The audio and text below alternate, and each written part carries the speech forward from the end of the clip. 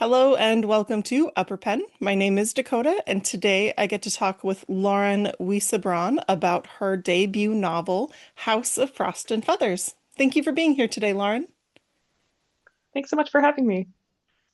For folks who might not know, can you give a little bit of a rundown of what House of Frost and Feathers is about? Yes. I always explain it as Baba Yaga meets Howl's Moving Castle. And it is about Marisha, who is a down on her luck young lady looking for a job, um, and finds herself being employed by this witch or koldunya in this Slavic folklore inspired land. Um, and she gets swept away by Baba Zima's moving house, um, where she is helping Olena, the Koldunya Baba Zima's apprentice, with her quest to um, cure the magical sleeping plague, which will strike Chernozemlia in a couple of months. So we have that looming over our heads. And then in the meantime, she gets to know the house and Koldunri magic, um, and gets up to a lot of shenanigans on her quest to help Olena and also learn more about her own connections to the sleeping plague and Koldunri in general. So it's a lot of fan family, strong female friendships, and also really, really fun setting with the house as a character. The house itself is very much a character. It has legs, right? And Yes, yes, it does. It skis through the snow, going from town to town. So very, very fun.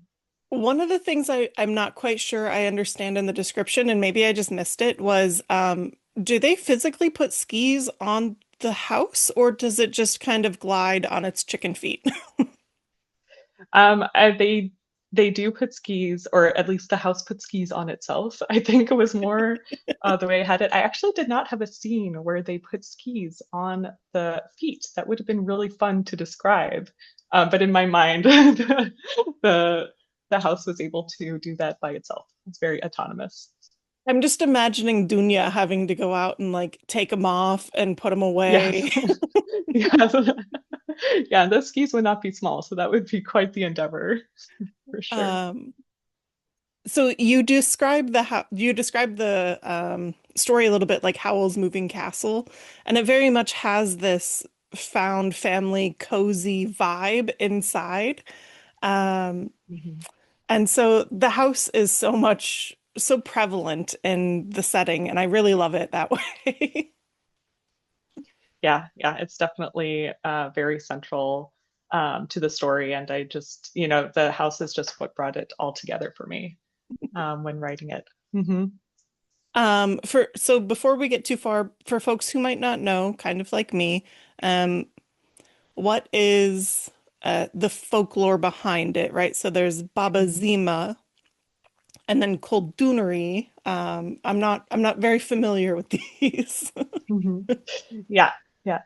Uh, so, for those of you who are not familiar with Slavic folklore, it is very different from the more maybe familiar French and Germanic tales, like Cinderella and Sleeping Beauty, for example. Slavic folklore is a tradition that I really love because it has these characters that come back from story to story. And one of those characters is Baba Yaga, who is the inspiration for Baba Zima. And Baba Yaga is really interesting because she changes from story to story. So in some stories, she is a helper to the hero, and in other stories, she is a villain. And so you have a really, really fun character to play with because you never really know who she is going to be. And you get this sense that she kind of wants to be whoever she wants to be, and that she has a life outside of the stories as well, which is really fun and unique for a fairy tale character. Um, and so just from this person, I just wanted to explore her more, and also having such a really strong female character in folklore who is kind of like, I could be a villain, but also, you know, deal with it.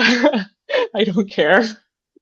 I just want to run around in the woods with my chicken-legged house. I mean, yes, that's kind of a very different energy from a lot of other folk tales that we're used to. So that was kind of the cornerstone for me.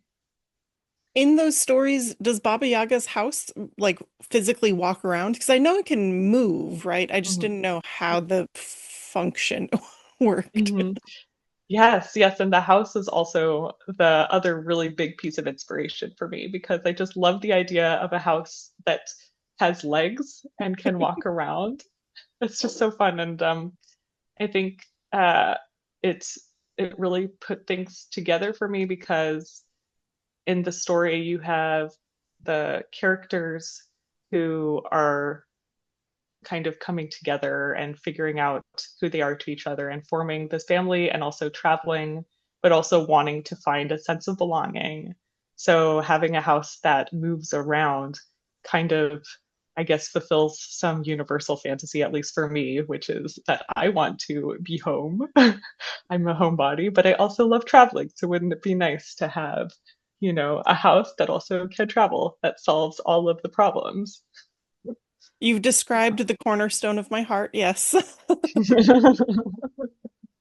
Yeah, so glad to hear. But so that was definitely one of the most fun things to write was the house for sure. I think the you introduced Marisha really, really well because she's the skeptic of the story. And it Mhm. allowed me as a reader who's not in this world to kind of slip in and be like, well, I don't understand. Why are you, what are these things? Yeah, yeah, absolutely. I mean, it was really fun for me too because while I was writing it, I was also discovering this world along with her. Yeah, and her point of view was really really fun to write because of course there is magic, but she is definitely a little bit like, "Mm, I don't know, is this real or are you just tricking me?" And so it was fun to convince her that yes, Coldunri is real and actually you're really good at it. That was very fun.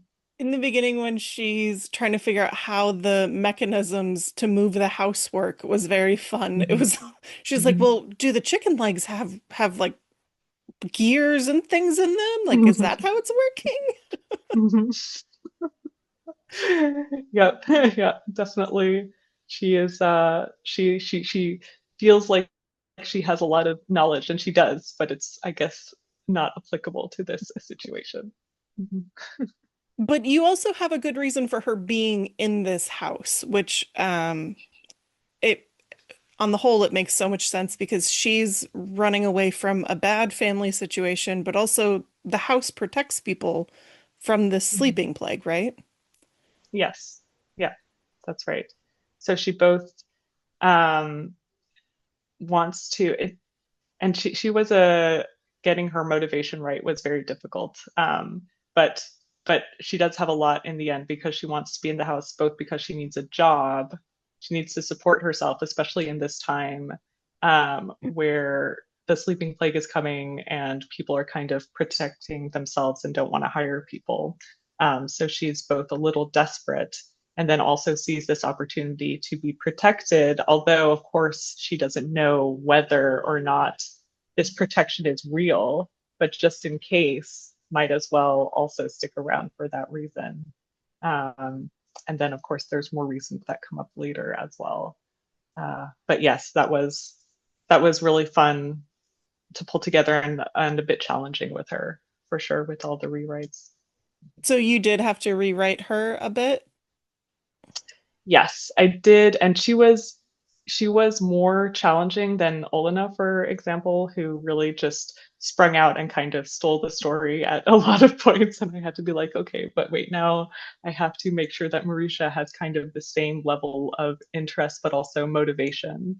Um, and it's a lot harder to motivate a character who doesn't have a very clear quest. Like Marisha doesn't have that clear, I want to cure the sleeping plague. It's more, I don't want things to happen to me. And maybe there's a couple things that she does want, but they're more under the surface.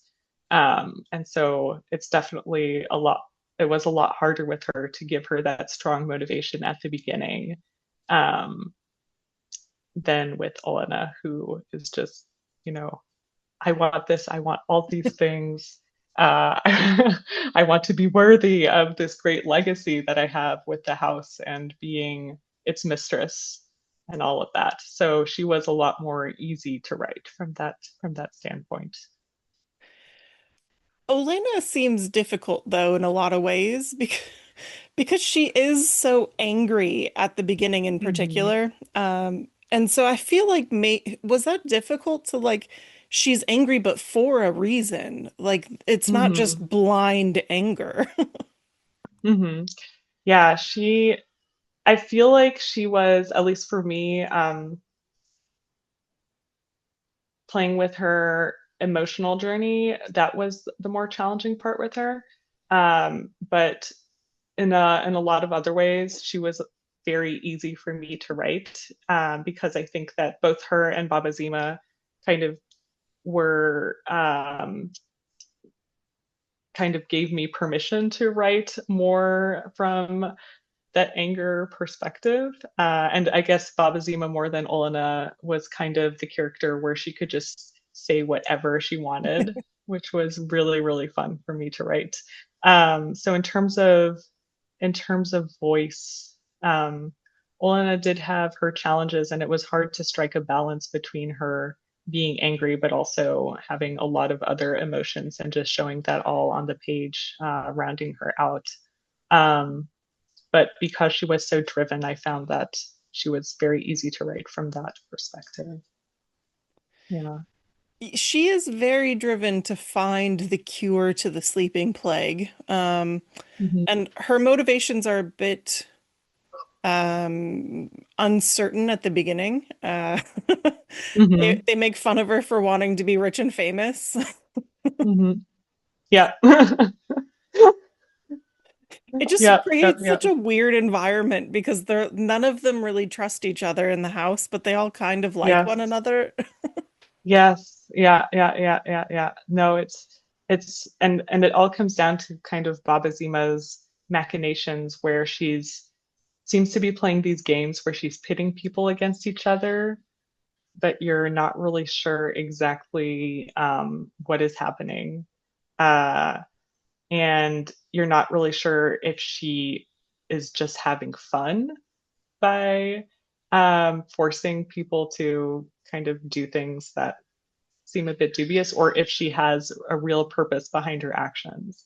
And so it kind of comes from her this atmosphere, and I was a little bit inspired by my own experiences in academia and just this kind of hierarchical structure with the PI at the top, and then you have the postdocs and then the grad students. And there's also this sense sometimes, especially with bad or toxic um, PI, where you know you're at the beck and call of this person, and they're kind of the king or the queen or whatever. Um, and you're not always entirely sure that you're doing the right thing or that the relationships are what they seem, I guess. There's a lot of questionable relationships there. And so that's kind of where I was coming from as well when writing the people in the house too. Mm-hmm. Little side question, what did you study? Mm-hmm. Uh, I am a marine ecologist, and so I was actually writing this book at the beginning of my PhD. And so there was, I think, a lot of, uh, I guess, emotions that I had to work through. And I think for me, especially at that time, there was a lot of imposter syndrome Mm. And so I think that comes through a lot with Marisha and her questioning whether or not she belongs in the house and whether or not culinary is for her and if it's okay to uh, be working on something even though one is not 100% passionate about it. Mm-hmm. So that's kind of where that all ties in. Well, it's not. f- I also feel like it's maybe not just you're not 100% passionate about it. It's you're passionate, but sometimes academia can take the passion out of things that you really love. Mm. Um, Hmm. so that's got to Yeah, be a that's also a really good point. Yeah, yeah, no, that's also a really good point. Um, and I guess that would be more, yeah, what Olena's journey was. Um, yeah, and I think that actually does come out now that you're saying that a little bit later when I was doing some editing, which maybe I was further along in my PhD at that point. there's a good like, balance of uh skepticism and then also a little burnout, but that's good. Mhm. Yes, absolutely. I really, really love the relationship between Marisha and Olena, because it's so, I don't want to say toxic at the beginning, but very Hmm. adversarial. Hmm. Neither one of them likes each other, but how do you create a friendship from such adversary? It was definitely a challenge, and I do think I don't know if at the beginning of the book that I knew that this was going to be mainly a friendship story, but that is what it became very quickly. And I really enjoyed exploring that, just the way that the relationship evolved. And I mean, the reason why it got to evolve beyond the adversarial is because they were thrown together in this small space and they needed to work together. Um, and I think just from the, I guess, the forced proximity. That's another great trope, right? Um, they they needed to work together and then understand each other and learn from each other. And from then, of course, we get, they all change for the better. Aw. Yeah, Um, except the house. The house stays the same. ex- yes. But the house is perfect. It doesn't need to change. Exactly. Um, so one of the main points of the book is the sleeping plague. And um, did you draw on that from other like folkloric stories, or was this kind of just something that popped in your brain?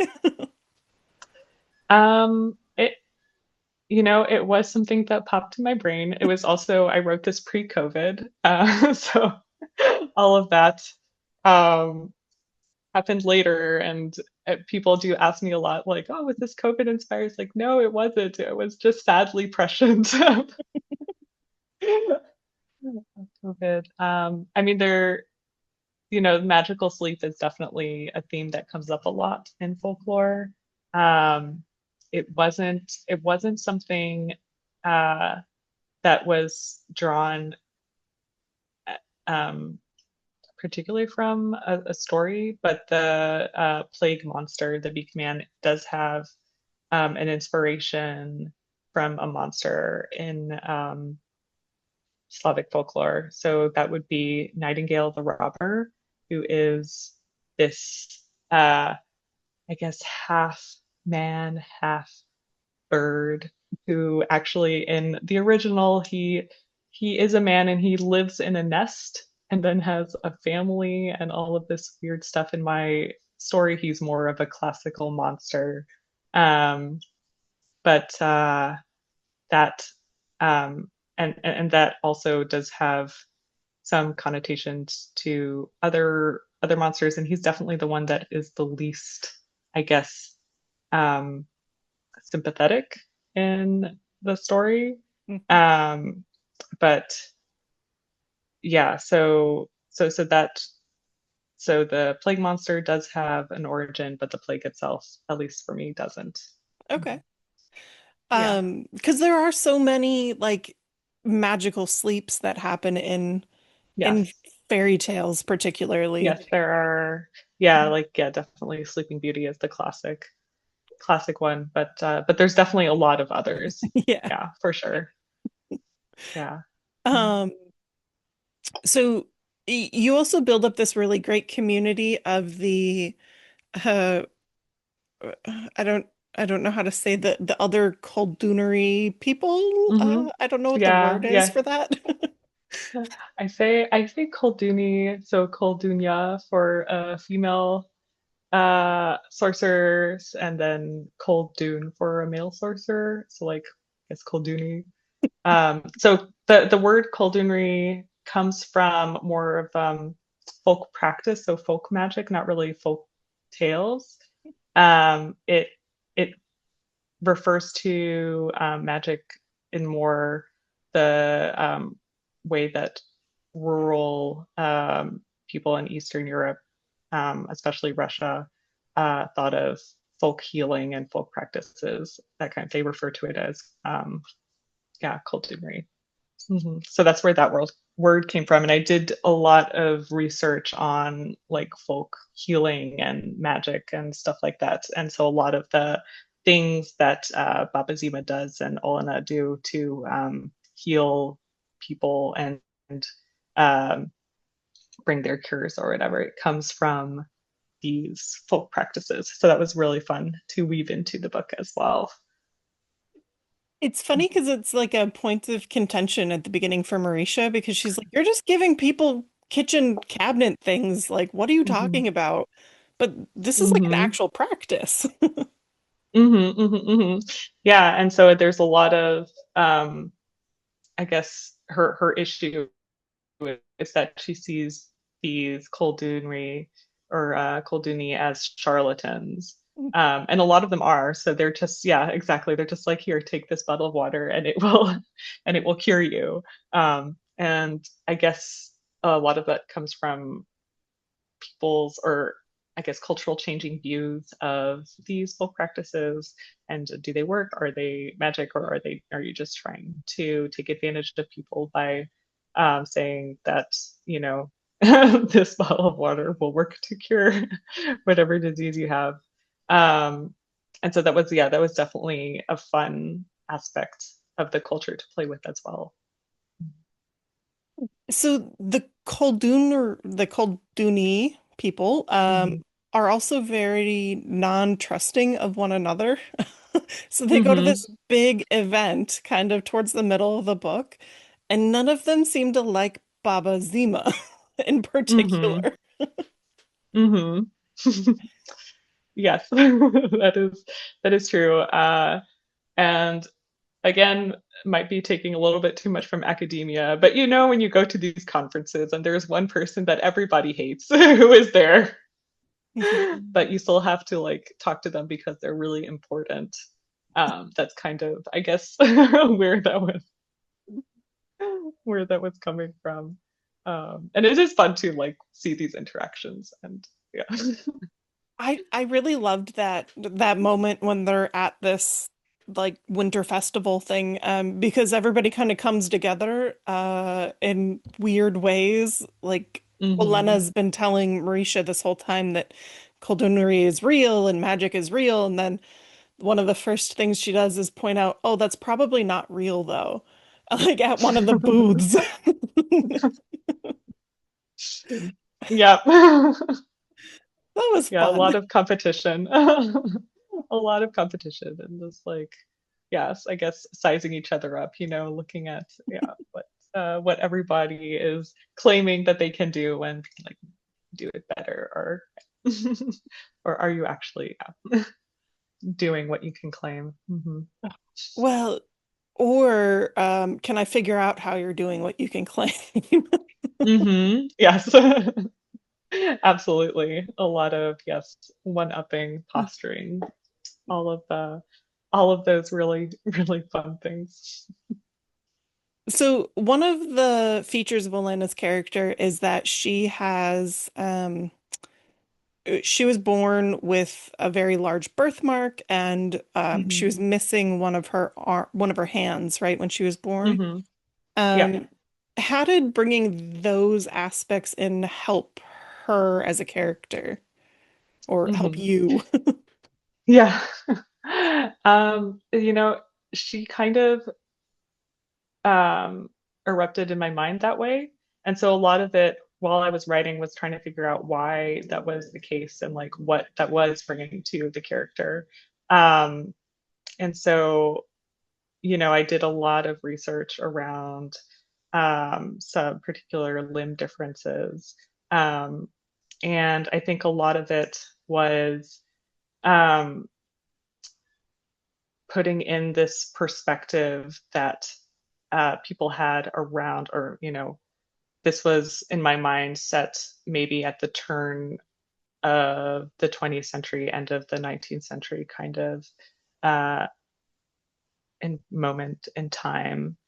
Um, and of course, an alternate universe, but kind of bringing those perspectives in and also exploring how Marisha reacted to her, showing that people, even well meaning, can have biases. Um, and also showing how Olena viewed herself through the way that other people viewed her was formed her character as well. And that's where a lot of her anger comes from, even though there's a lot of other reasons why she is angry, right? She has a lot of good reasons. But all of these things forms her character as well as her relationship with Marisha, other people, Abazima. Um, so there's a lot of ways in which it plays through the story, for sure. And I I enjoyed exploring it, and it was really important to me that I give it its due presence in the story, and that I try to do justice to her experience. Mhm. It's also really interesting because at that time, people would have seen these like facial features and this physical feature as a severe negative, or like Mhm. possibly I think they think she's cursed or something, right? Yes, yeah, yeah, Um, yeah, they think she's cursed. yeah. Yeah, and so that is really um, important in terms of her being this really powerful Kodunya, but people think that she's cursed, but also, you know, um, she's really powerful. And so they're more scared of her for now several reasons. Like one, she's cursed, but also she's a really powerful Kodunya. So this really shapes the way that people react to her, and also how she interacts with other people too, because she's like, come on, can't deal with this. Mm-hmm. So the person that really softens her in the first half of the story is Baba Zima's son. Um, is it Mm-hmm. Nikolai? Is that how you? Valdim. Valdim. And I don't know where I got Nikolai. it's a very good name. Valdim's better. Oh, thank you. But Valdim is a really good way to soften her without it being too dramatic of a turn with no reason, it feels like. Mm. And he's an interesting character on his own. Hmm. Yeah, I really like him. He was a bit yeah, he was definitely a bit tricky to write at times. Because I also needed to give him a reason to be there and to have his own I guess story outside of being a good foil for Olena. But I really enjoyed exploring his past and his kind of motivations as well. Um, but yeah, I loved putting them in the same scene. It was so much fun.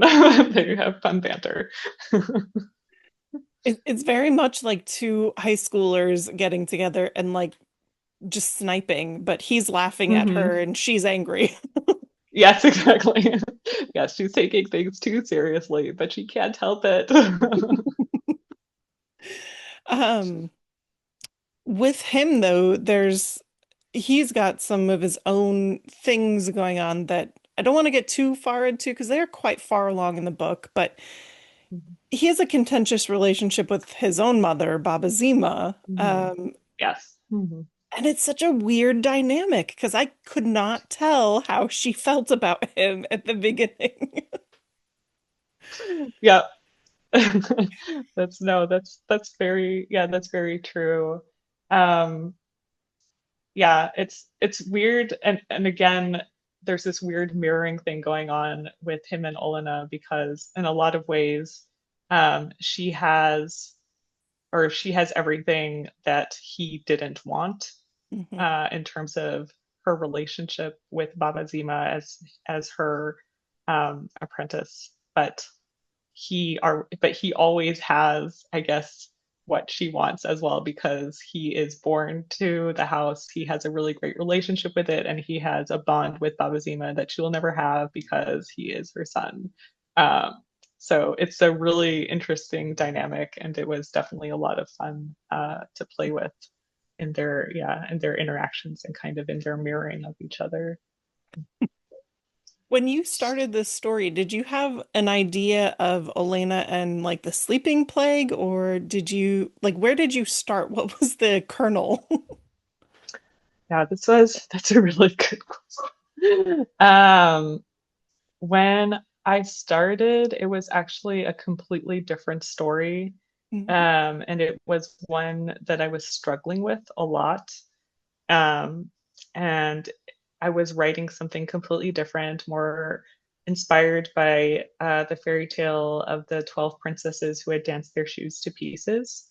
Um, which is one where there was these princesses who disappear every night, and the king is like, where are they going? And it turns out that they're going to this underground ball and dancing the night away with these princes and having a great time.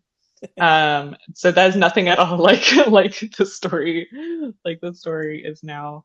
Um, but uh, it kind of all came to a head once I realized that the setting should be the Baba Zima's house, and that, you know, she was the central character around all of which the other characters revolve. Um, and it just became something completely different.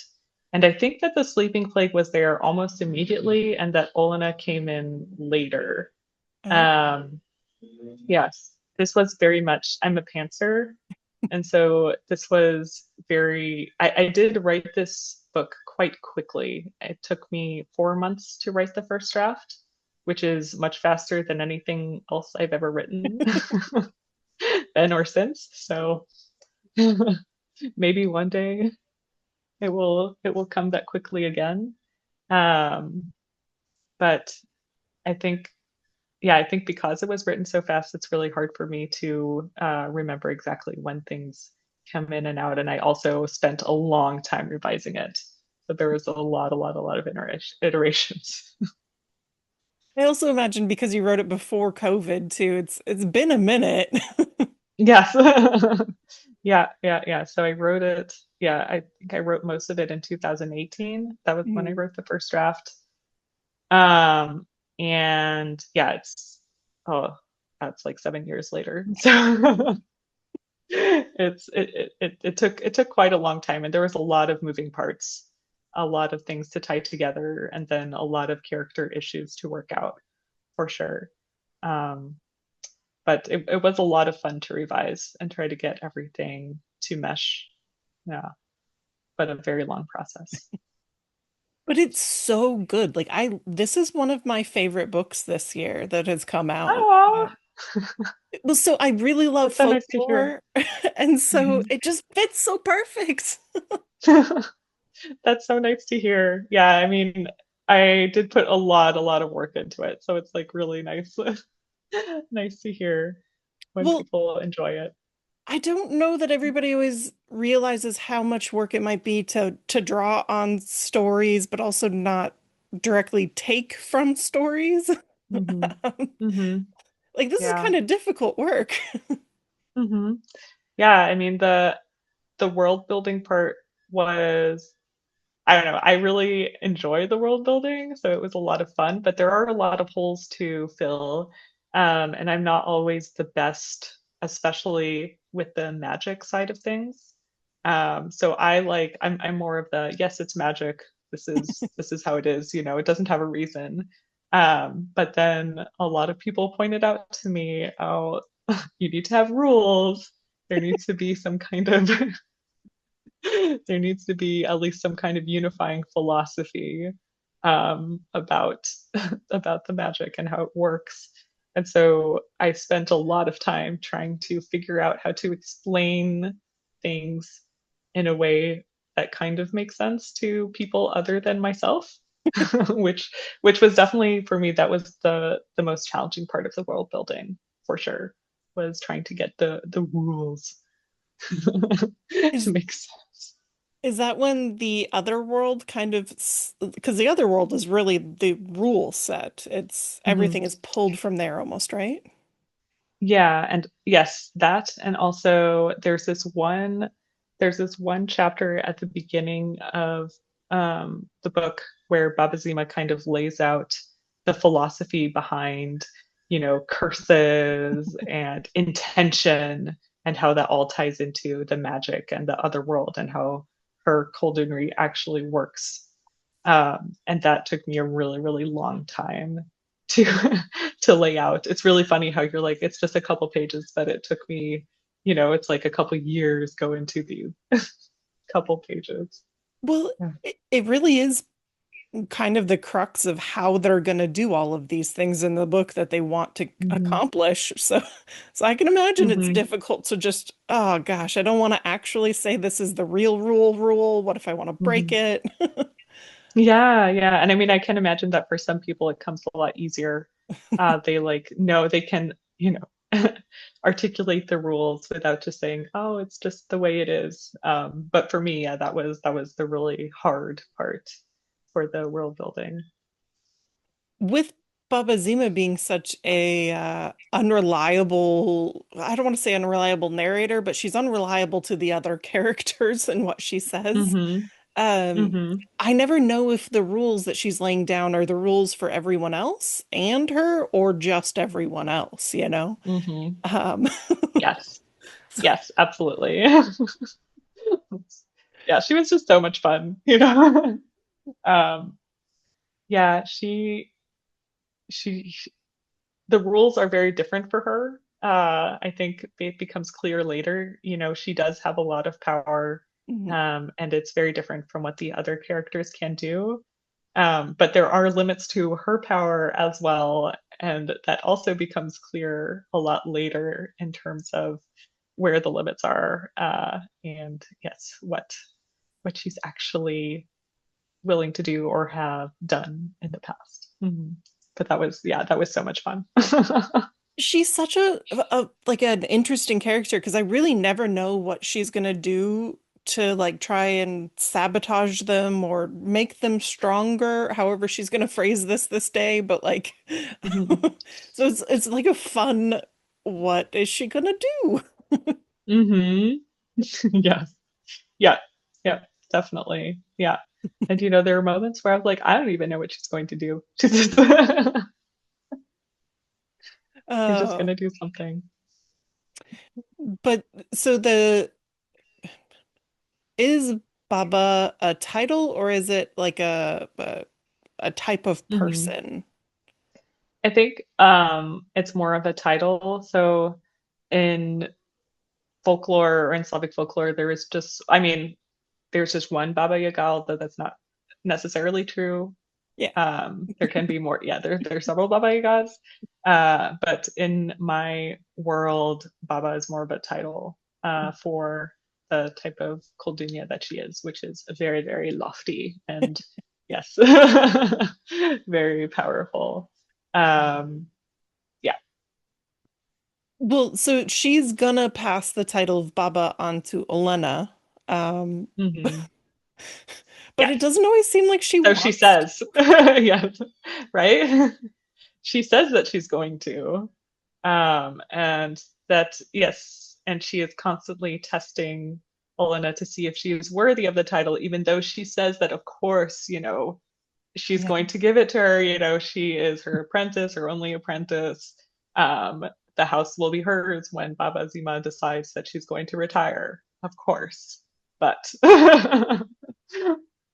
but only if she is worthy, right? There's always that kind of niggling suspicion, like, does she mean it? Is she really going to pass the house on? Like, that defines a lot of her interactions with Olenna because this uncertainty from Olenna's side is always under the surface, um, and kind of colors a lot of what she does. Yeah. Um, yes. Well, it's kind of interesting though because maybe it's just because I'm at a different stage in my life than Olena, but like it feels very much like an insecurity thing on Baba Zima's part to me, just because it feels like she's losing control and she doesn't want to give up this hmm control. But that's not at all how Olena takes it. It's always a personal hmm affront, right? Yes. Yeah. Because, it's always about, is Olenna worthy Yeah. enough or like to take over the house? Is she strong enough? Is she powerful enough? Is she good enough as a Koldunya? And that's how kind of both of them frame it, even though I think that you're very right in that Baba Zima is showing a bit of insecurity on her end. Maybe. Or maybe she's just having fun. Who knows? But Yeah. So there's always that I don't know how to read you 100% friend. hmm yeah.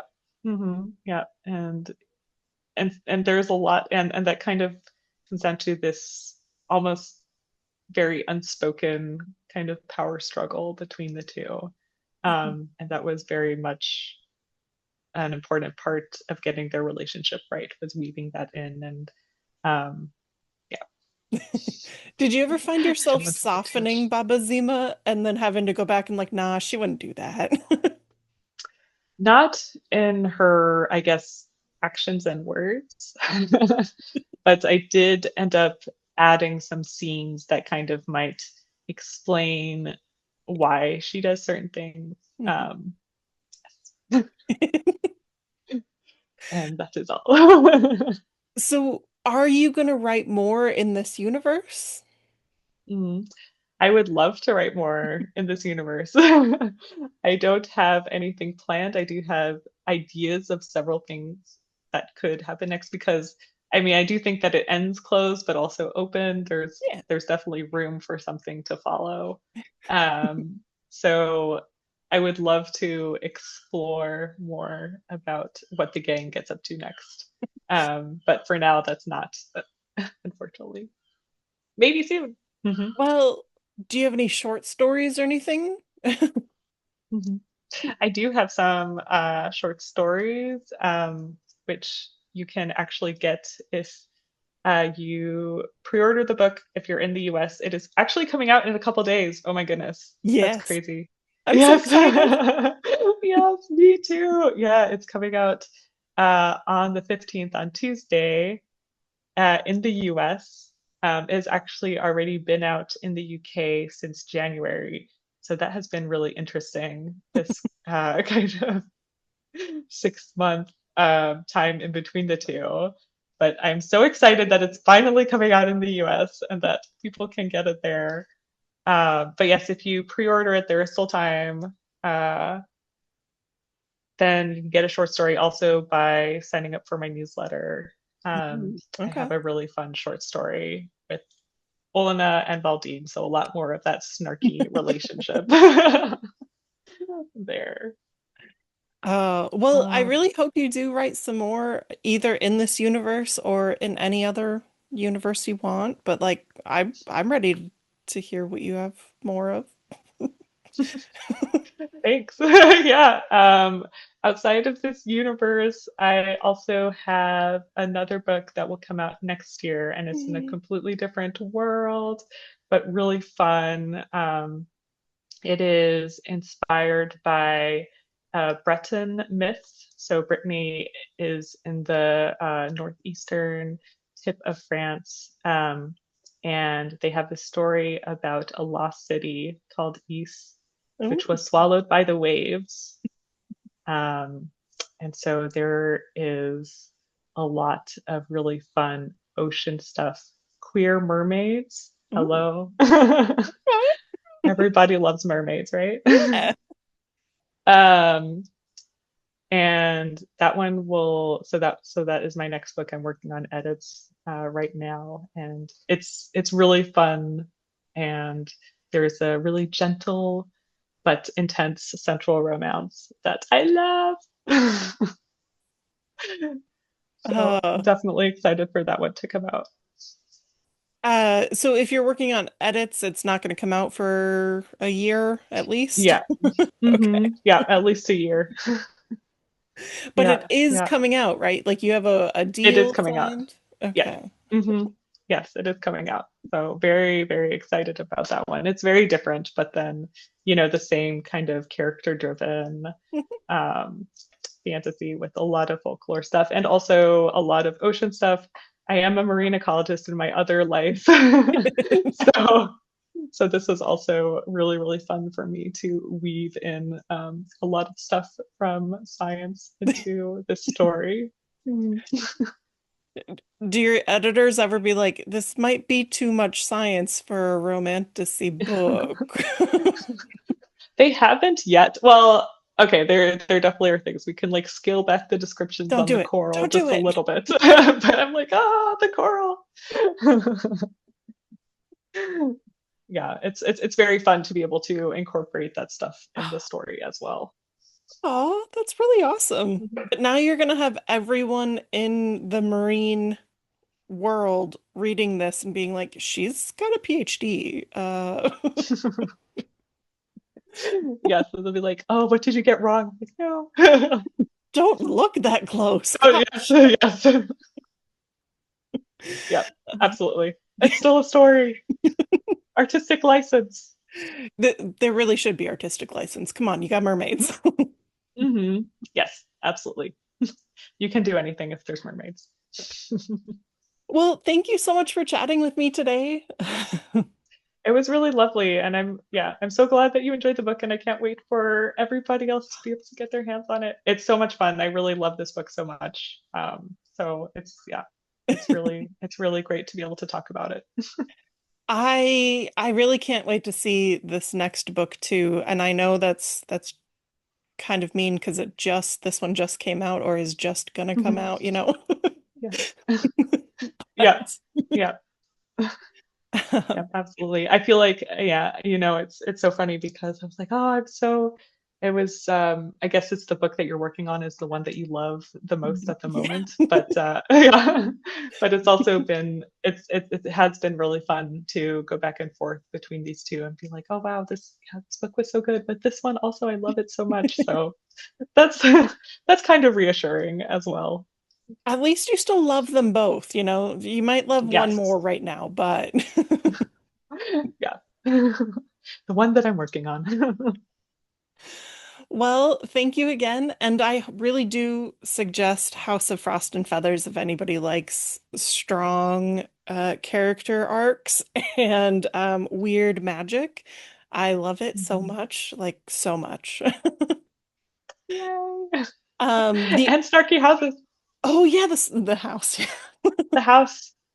The fun house.